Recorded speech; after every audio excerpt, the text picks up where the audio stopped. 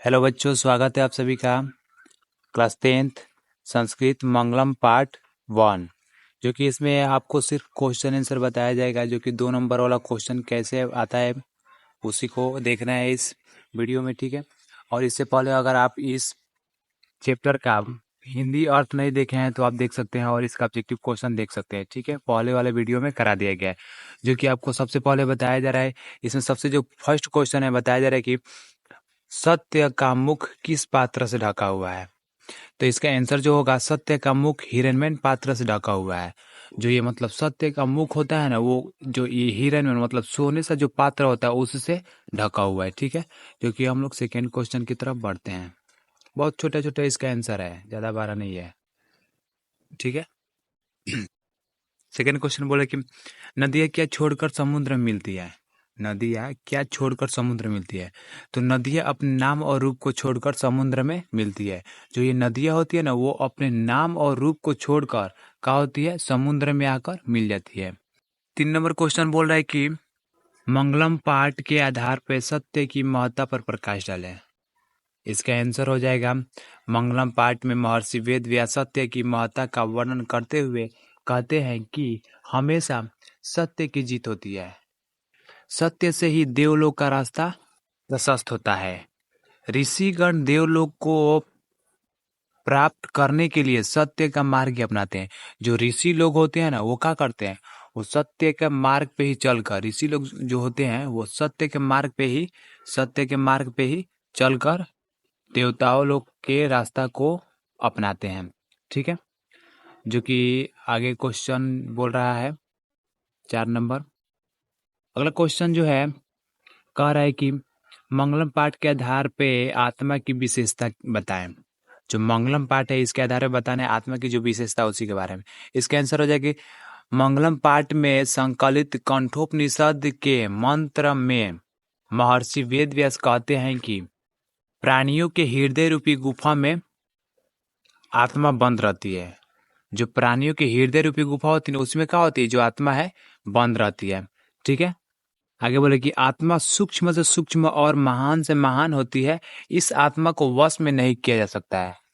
बोले कि प्राणियों की जो हृदय रूपी गुफा होती है ना, जो प्राणियों के क्या होती है, हृदय रूपी जो गुफा होती है उसी में आत्मा बंद होती है। और आत्मा महान से महान और सूक्ष्म से सूक्ष्म होती है। ये जो आत्मा है इसको वश में नहीं किया जा सकता है, ठीक है। जो कि अगले क्वेश्चन की तरफ बढ़ते हैं। क्वेश्चन नंबर 5 कह रहा है, आत्मा का स्वरूप क्या है, पठित पाठ के आधार पर स्पष्ट करें। क्वेश्चन नंबर 5 बोल रहा है, आत्मा का स्वरूप क्या है, पठित पाठ के आधार पर स्पष्ट करें।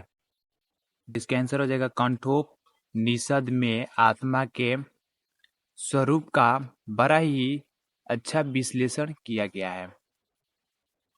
बताया गया कि आत्मा मनुष्य की हृदय रूपी गुफा में अवस्थित रहती है। जो आत्मा है मनुष्य के हृदय रूपी गुफा में क्या होती है, अवस्थित रहती है। और कि यह औरों से भी सूक्ष्म और महान से महान होती है। जो आत्मा होती है औरों से भी सूक्ष्म और महान से महान होती है। आगे बोले कि इसका रहस्य समझने वाला सत्य की खोज करता है। इसका जो भी मतलब आत्मा के जो भी रहस्य को समझने वाला है वही क्या करता है, आत्मा की खोज करता है, ठीक है। इसके रहस्य को जानने वाला ही क्या करता है, सत्य की खोज करता है, ठीक है। महान लोग संसार रूपी सागर को कैसे पार करते हैं। तो इसका आंसर हो जाएगा, श्वेताश्वर उपनिषद में ज्ञानी लोग और अज्ञानी लोग में अंतर स्पष्ट करते हुए महर्षि वेद व्यास कहते हैं कि ईश्वरी प्रकाश का पुंज है। पुंज बोला जाता है समूह को। ईश्वरी क्या है, प्रकाश का समूह है। उन्हीं के भव्य दर्शन से सारा संसार आलोकित होता है। उन्हीं के भव्य दर्शन से जो भी सारा संसार है ना, वो अनुशासित रहता है। बोले कि ज्ञानी लोग उस ईश्वर को जानकर संसार रूपी सांसारिक विषय वासनाओं मोह माया से मुक्त पाते हैं। इसके अलावा कोई दूसरा रास्ता नहीं होता है। जो भी मतलब संसार में जितने भी मतलब लोग हैं, तो जो लोग ज्ञानी लोग होते हैं वो सारे चीज को छोड़कर, ठीक है, मतलब मोह माया, इसका मोह माया को छोड़कर, ठीक है, इससे मुक्त पाते हैं। और जो भी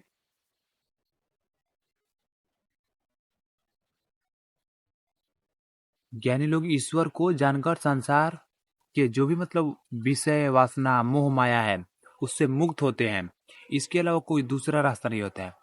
जो भी लोग संसार का मोह माया से दूर हो जाते हैं वो लोग क्या करते हैं, ईश्वर को प्राप्त करते हैं लोग। ठीक है, अगला क्वेश्चन की तरफ बढ़ते। क्वेश्चन नंबर 7 बोल रहे हैं कि विद्यमान पुरुष ब्रह्मा को किस प्रकार प्राप्त करते हैं। इसका आंसर हो जाएगा मुंडकोपनिषद में महर्षि वेदव्यास का कहना है कि जिस प्रकार बहती हुई नदियां अपने नाम और रूप अर्थात व्यक्तित्व को त्याग कर समुद्र में मिल जाती है, उसी प्रकार महान पुरुष अपने नाम और रूप को अर्थात अपने व्यक्तित्व को त्याग कर ब्रह्मा मतलब ईश्वर को प्राप्त कर लेते हैं। इसमें महर्षि वेदव्यास जी कहते हैं कि जिस प्रकार बहती हुई नदी अपने नाम रूप और अस्तित्व को त्याग कर समुद्र में मिले, तो उसी प्रकार एक विद्वान व्यक्ति अपने नाम रूप और व्यक्तित्व को त्याग कर ईश्वर को प्राप्त करता है। ठीक है, जो कि अगला क्वेश्चन को देखते हैं लोग। लास्ट क्वेश्चन इस चैप्टर का है। अगला क्वेश्चन बोल रहा है कि उपनिषद को आध्यात्मिक ग्रंथ क्यों कहा गया है। तो इसका आंसर हो जाएगा उपनिषद को आध्यात्मिक ग्रंथ कहा जाता है क्योंकि यह आत्मा और परमात्मा के संबंध के बारे में विस्तृत व्याख्या करता है। परमात्मा संपूर्ण संसार में शांति स्थापित करते हैं। परमात्मा क्या करते हैं, संपूर्ण संसार में शांति स्थापित करते हैं। सभी तपस्वियों का परम लक्ष्य परमात्मा को प्राप्त करना ही है। जितने भी लोग तपस्या करते हैं, जो भी लोग क्या करते हैं, जो भी लोग तपस्या करते हैं वही लोग क्या करते हैं, वही लोग परमात्मा को प्राप्त करते हैं लोग। तो ये हुआ चैप्टर का क्वेश्चन आंसर एंड। अगला संस्कृत का जो पाटलिपुत्र वैभव है उसका पार्ट 2 का क्वेश्चन आंसर देख लेते हैं। जो कि सबसे फर्स्ट जो क्वेश्चन है कह रहा है पटना के मुख्य दर्शनीय स्थलों का नाम उल्लेख करें। तो पटना के जो भी मुख्य दर्शनीय स्थल है उसी का नाम क्या करना, उल्लेख करना है। तो बोल रहे कि पटना के मुख्य दर्शनीय स्थल संग्रहालय, उच्च न्यायालय, सचिवालय, गोलघर, तारामंडल, जैविक उद्यान, मौर्य कालिक अवशेष, महावीर मंदिर, गुरुद्वारा इत्यादि है। तो पटना में जो भी है इतने क्या है, मुख्य दर्शनीय स्थलों है। ठीक है, अगला क्वेश्चन की तरफ बढ़ते हैं। कह रहे कि पाटलिपुत्र शब्द कैसे बना। बोले कि पाटलिपुत्र शब्द पाटल पुष्पों के नाम के आधार पे रखा गया, ऐसा पुतलिका रचना में वर्णित है। पाटलिग्राम में ही आगे चलकर पाटलिपुत्र नाम से प्रसिद्ध हुआ। प्राचीन संस्कृत ग्रंथों एवं पुराणों में पाटलिपुत्र का दूसरा नाम पुष्पपुर और कुसुमपुर मिलता है। पुराने ग्रंथों में पाटलिपुत्र का दूसरा नाम पुष्पपुर और कुसुमपुर मिलता है। ठीक है, जो कि अगले क्वेश्चन की तरफ हम लोग बढ़ते हैं। क्वेश्चन नंबर देखते हैं 3। क्वेश्चन 3 बोल रहा है, कह रहे कि सिख संप्रदाय के लोगों के लिए पटना नगर क्यों महत्वपूर्ण है। अथवा करके दूसरा प्रश्न, पटना का गुरुद्वारा किसके लिए और क्यों प्रसिद्ध है, 3 वाक्यों में उत्तर दें। इसका आंसर हो जाएगा सिख संप्रदाय के लोगों के लिए पटना नगर महत्वपूर्ण है क्योंकि यहाँ अनेक 10वें गुरु गोविंद सिंह का जन्म हुआ था। यह स्थल गुरुद्वारा के नाम से जाना जाता है। ठीक है, तीसरा का आंसर हो गया। ठीक है, अब हम लोग चौथा की तरफ बढ़ते हैं। चौथा एक लाइन का आंसर है। बोले कि प्राचीन ग्रंथों में पटना का कौन कौन सा नाम मिलता है। तो प्राचीन ग्रंथों में पटना का नाम पुष्पपुर, कुसुमपुर, पाटलिपुत्र आदि मिलते हैं। ठीक है, जो कि अगले क्वेश्चन जो है क्वेश्चन नंबर 5 को देख लेते हैं। कह रहा है क्वेश्चन नंबर 5, कवि दामोदर गुप्त के अनुसार पाटलिपुत्र कैसा नगर है। अथवा करके दूसरा प्रश्न, दामोदर गुप्त ने पटना के संबंध में क्या लिखा है। इसका आंसर हो जाएगा कवि दामोदर गुप्त के अनुसार पाटलिपुत्र पृथ्वी का तिलक है। कवि जो दामोदर गुप्त है उनके अनुसार जो पाटलिपुत्र है वो क्या है, ये पृथ्वी का तिलक है। यहाँ विद्यमान लोग बसते हैं। यहाँ कौन लोग, विद्यमान लोग बसते हैं। कवि ने इस महानगर की तुलना इंद्रलोक से की है। जो भी पटना है इसकी तुलना इंद्रलोक से किया है। इसे सरस्वती का कुलगृह भी माना जाता है। जो पटना है, पटना को पाटलिपुत्र को क्या माना जाता है, सरस्वती का कुलगृह भी माना जाता है। ठीक है, जो कि हम लोग अगले क्वेश्चन की तरफ बढ़ते हैं। क्वेश्चन नंबर 6,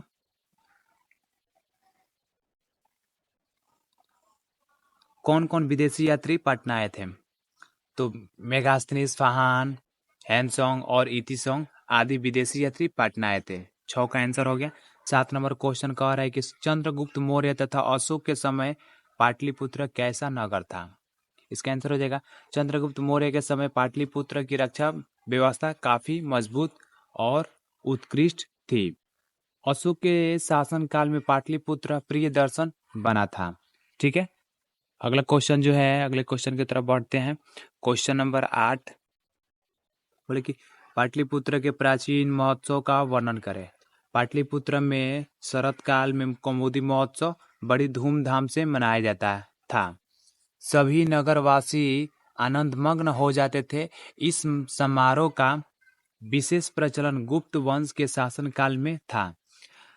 आजकल जिस तरह दुर्गा पूजा मनाई जाती है, उसी प्रकार प्राचीन काल में कौमुदी महोत्सव मनाया जाता था पटना में। ठीक है, अगले क्वेश्चन की तरफ बढ़ते हैं। क्वेश्चन नंबर 9 को देख लेते हैं। कह रहे कि राजशेखर ने पटना के संबंध में क्या लिखा है? तो आंसर हो जाएगा इसका, राजशेखर ने अपने काव्य मीमांसा में लिखा है कि पाटलिपुत्र शिक्षा का एक प्राचीन केंद्र है। यहाँ अनेक संस्कृत विद्वान हुए। यहाँ से पाणिनि, पिंगल, व्याधि, वनरुचि, पतंजलि आदि का ख्याति पाई जाती थी। ठीक है, अगला क्वेश्चन नंबर 10 बोल रहे कि भगवान बुद्ध ने पाटलिपुत्र के बारे में क्या कहा था? इसका आंसर हो जाएगा, भगवान बुद्ध ने प्राचीन काल में अनेक बार पाटलिग्राम आए थे। यहाँ आकर इस गांव के महत्व को बढ़ाया था और उसी समय उन्होंने कहा था, यह गांव एक दिन महानगर होगा, परंतु यह नगर आग, जल और कलह से हमेशा भयभीत रहेगा। ठीक है, क्वेश्चन नंबर 11 कह रहा है कि पटना में कौमुदी महोत्सव कब मनाया जाता था? तो पाटलिपुत्र में शरत काल में कौमुदी महोत्सव मनाया जाता था। यह महोत्सव गुप्त वंश के शासन काल में होता था। उस समय सभी लोग आनंद मग्न होते थे। ठीक है, कौमुदी महोत्सव। अगला जो है संस्कृत अलस कथा पार्ट 3 है। ठीक है, इसका भी क्वेश्चन आंसर को हम लोग जानते हैं। सबसे पहला क्वेश्चन बोले कि अलस कथा से क्या शिक्षा मिलती है? इसका आंसर हो जाएगा, मैथिली कवि विद्यापति द्वारा रचित पाठ अलस कथा में आलसियों के माध्यम से शिक्षा दी गई है कि उनका भरण पोषण करुणाशीलों अर्थात दयावानों के बिना संभव नहीं है।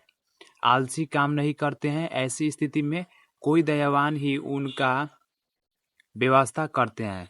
जो भी आलसी लोग, यहाँ पे जितने भी आलसी लोग आपको दिखाई दे रहे हैं, वो लोग क्या करते हैं? वो लोग किसी न किसी अन्य पे निर्भर रहते हैं। जो आलसी लोग हैं क्या करते हैं? दूसरे पे निर्भर रहते हैं। ठीक है, अगर इनके लिए कोई दयावान व्यक्ति नहीं हो तो इनका भरण पोषण नहीं हो पाएगा। ठीक है, जो कि सेकेंड क्वेश्चन की तरफ बढ़ते हैं। दूसरा क्वेश्चन कह रहा है, बोले कि अलसशाला के कर्मियों ने आलसी की परीक्षा क्यों ली? इसका आंसर हो जाएगा, अलसशाला में बहुत सारे बनावटी आलस ग्रहण कर अन्न और वस्त्र प्राप्त करने लगे, जिसमें अलसशाला का खर्च बढ़ गया।